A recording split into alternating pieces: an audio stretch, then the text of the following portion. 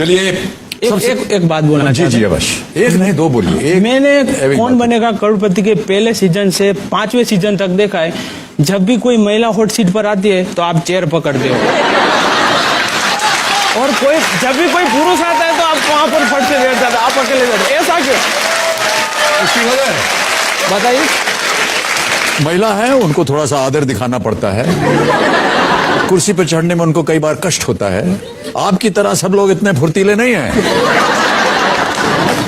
आपका अगर मन हो तो आप वहां से सीधा डाइव मार करके यहाँ आ सकते हैं। नहीं। क्योंकि महिलाएं हैं, थोड़ा सा उनको आदर सत्कार करके सही बात है, बैठाना पड़ता है। जाए एक बात। हाँ जी, मैं तो बहुत बातें आपको कहने के लिए, बात हो गई आपकी, दो आगे भी बढ़े, 2 से 20 भी हो जाए। आ जाओ कि कोई बात नहीं। मैं क्या बोलता हूँ, मैं कॉमेडियन करता हूँ, इसलिए जनता को भी कॉमेडी करानी है, आपको भी दिखाना है सब कि मेरे में क्या है। वो अभी दिखाना चाहेंगे कि थोड़ी देर बाद में? नहीं, अभी बाद में भी दूसरा। अच्छा, अभी पहले दिखाना चाहें? सब अभी आप सामने आ गए ना, बहुत जोश आ गया अंदर। अच्छा, कहीं उठ के यहाँ डांस ना करने लग गए। वो छूट है आपको, मैं अकेला नहीं कर सकता। अच्छा, ये फंसाना चाह रहे हैं आप मुझे? आप फंसते नहीं है, लेकिन आप अभी कुछ कॉमेडी करना चाहते हैं? जी कहता हूँ जी। सोचिए, अगर आप मैथ्स टीचर है और मैडम जी साइंस टीचर है। कौन मैडम जी? आपकी मिसिस। अच्छा, दूसरी तो कोई हो नहीं सकती। जी जी, बिल्कुल सही कहा आपने ना। मैडम जी बोला, बहुत सारी मैडम यहाँ बैठी हुई हैं, कोई भी हो सकता है।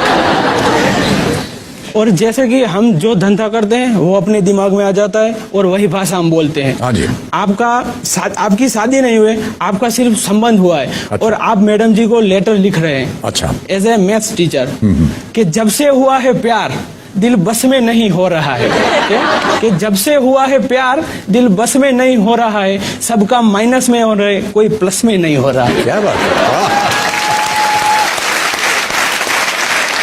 और 15 दिन बाद मैडम जी रिप्लाई देती है आपको। अच्छा, 15 दिन लगे उनको जवाब देने में? सोचना पड़ता है लव लेटर लिखने के लिए। हाँ, ये तो बात सही है। साइंस की भाषा में लिखना है तो फिर कि आपके प्यार का अजब सा जादू छा गया है, कि आपके प्यार का अजब सा जादू छा गया है, न कार्बन डाइऑक्साइड बाहर जा रहा है, न ऑक्सीजन अंदर। सर एक बात। हाँ जी, मैं तो पूरा लिस्ट बनाकर लाया हूँ, आज आपको नहीं छोड़ने वाला। मैंने बिल्कुल मत छोड़ा, मैं भी आपको नहीं छोड़ूंगा। ऐसे मेरी शादी तो नहीं हुई है जी, लेकिन वाइफ की डेफिनेशन में आपको बताना चाहता हूँ। अच्छा, ये छोटा मुंह बड़ी बात है। हाँ, है तो सही। लेकिन आपकी जानकारी के लिए, आप हमें जानकारी दें, मैं आपको जानकारी। हमारी जानकारी जो है वो 35 साल से हमको मिल रही है। फिर भी ये जानकारी आपको नहीं होगी, पक्का मुझे पता है। 35 साल से ऊपर हो गया है, अभी तक जानकारी नहीं मिली। मैं दे देता हूँ 2 मिनट में सिर्फ। बिल्कुल बिल्कुल, बताइए जी। फिर आप कहेंगे ये सच्ची बात है। वाइफ क्या होती है कि जब 20 साल तक हमारी शादी होती है, फिर वाइफ हमको सर पे बैठकर ये कहती है, ये दाढ़ी ऐसी रखनी नहीं चाहिए, ये शूज ऐसे नहीं पहनने चाहिए, ये बाल ऐसे नहीं रखने चाहिए, ये सूट ऐसा नहीं पहनना चाहिए। 20 साल तक वो ऐसे बोल के हमको पूरा चेंज करती है। फिर 20 साल के बाद वही टेंशन करती है, आप पूरे बदल गए हो। किसने बदला? तुमने तो बिना कारण बताया, ये दाढ़ी अच्छी नहीं है, ये शूज अच्छे नहीं है, ये बाल अच्छे नहीं है, चश्मे अच्छे नहीं है। एक बात बताइए भाई साहब, ये इतनी कम उम्र में आपको इतना भारी ज्ञान? मैं आपका फैन नहीं हूँ। जी जी। आपका फैन तो सब है। मैं आपको बताता हूँ आप क्या हो। जी। वो तो मेरे फैन है, आप क्या है? हम कॉलेज में पढ़ते हैं तो वो आपके फैन नहीं है, आप उनके फैन हैं। हाँ, मैं उनका। लेकिन मैं आपको ये एहसास दिलाना चाहता हूँ कि आज के कार्यक्रम के बाद सारी दुनिया आपके फैन हो जाएगी। आप क्या हो सर?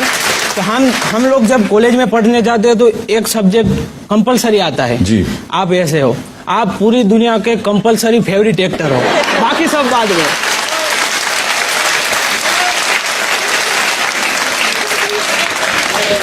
क्या कहूँ मैं जी, शब्द कर दिया। ये सच्ची बात है, आप सामने बैठे इसलिए नहीं कहता। जी जी। ये कह करके आपको मैं एक आसान सा सवाल नहीं देने वाला हूँ। शायद दे दीजिए 20%। अच्छा चलिए, देखता हूँ। बिल्कुल सही उत्तर। कहाँ से आपको ये सब ज्ञान मिल रहा है? आपके सामने बैठ गए, अपने आप आ गया सब। अंदर लाइट चालू हो गई। आपके घर में टीवी नहीं है, वही तो दिखाना है यहाँ पर कि बिना टीवी के भी बिना ज्ञान टीवी हो के सकता होते है। हुए भी ज्ञान आप प्राप्त। ये क्या था, छोटी उम्र थी इसलिए हार्ट अटैक नहीं आया। 50 के ऊपर का होता तो ऊपर चला जाता। नहीं नहीं, ऐसी बात नहीं बहुत करते डरा हैं। दिया। अंदर से विश्वास था लेकिन पूरा नहीं था, 90% था। 90% चलिए सही निकला। 7 प्रश्नों का आपने सही उत्तर दे दिया है। 3,20,000 टिकटिकी रुपए। चली गई ना, टिकटिकी श्रीमती जी गई। वो भी अच्छा किया आपने। अभी एक बात, जी हाँ, एक बात और। पूरे विश्व में जितने फोटोग्राफर है और यहाँ पर भी जितने, उन सब के लिए एक शायरी बोलना चाहता हूँ जी जी। कि ए मेरे फोटोग्राफर आप तस्वीर तो हर बार हमारी खींच लेते हो, कि ए मेरे फोटोग्राफर आप तस्वीर तो हर बार हमारी खींच लेते हो, लेकिन एक बात बताओ, हर बार एक आंख क्यों मीच लेते हो? किसने मीची है आंख आपके लिए? वो फोटोग्राफर सभी क्या मीचते हैं। खींचने से पहले ऐसे आंख मीच लेते हैं? हाँ, ऐसे ऐसे नहीं, आगे। पीएचडी करना है सर। हाँ, पीएचडी। आप 5 करोड़ पा जाइए, आप पीएचडी कर लीजिएगा। फिर नहीं करना है। क्यों? 5 करोड़ फिर पढ़ना नहीं है, फिर ऐसा क्या है। लेकिन धवल कुमार जी, मैं थोड़ा सा ना बार्टर करूंगा अब। हर सवाल के साथ आपने बाद में जरूर कुछ कॉमेडी की है जब तक जवाब दे चुके हैं, लेकिन इस बार थोड़ा पहले करेंगे। मेरे को एक छोटी सी कॉमेडी चाहिए टेक्नोलॉजी के ऊपर, कंप्यूटर हो, टीवी हो, मोबाइल फोन हो, उसके बाद पक्का है कि मैं आपका जवाब दूंगा। मैं कह रहा हूं, मैं हूं ना। मोबाइल पे कर देता हूँ सर। Okay sir. ये मोबाइल आ गया ना, हाँ। तो हमारे गांव में एक डॉक्टर है, उन्होंने अपने क्लिनिक के बाहर बोर्ड लगा दिया कि जिस किसी को भी मेरे यहाँ दवाई करवाने आना है ना, तो मोबाइल की भाषा में बीमारी रजू करनी है। ऐसे नहीं कहना है सर मुझे बुखार है, मुझे सिर में दर्द है, मुझे कैंसर है, मुझे टीबी है, ऐसे नहीं। हाँ। मोबाइल की भाषा में ही बीमारी उनको बताना है। अच्छा। तो फिर मेरे एक फ्रेंड को पेट में जुलाब हो गया एक दिन, तो वो डॉक्टर के पास गया, तो उसी जुलाब ही हुआ, पेट में जुलाब, मतलब वही बात हो गई। जुलाब भाई साहब पेट से ही होता है। वो तो सही बताना पड़ता है ना। अच्छा ठीक है, चलिए। वो उसी डॉक्टर के पास गए, तो फिर डॉक्टर ने उसको मोबाइल की भाषा में उसकी बीमारी पूछी, जी। क्या गड़बड़ी है आपके इंस्ट्रूमेंट में? तो वो मेरे फ्रेंड ने कहा, सर सुबह से मिस कॉल जैसा हो रहा है। कॉल एक भी नहीं लग रहा है सर। सर सुबह से मिस कॉल जैसा हो रहा है, कॉल एक भी नहीं लग रहा है। इनकमिंग तो ठीक है सर, हाँ। आउटगोइंग में तकलीफ है।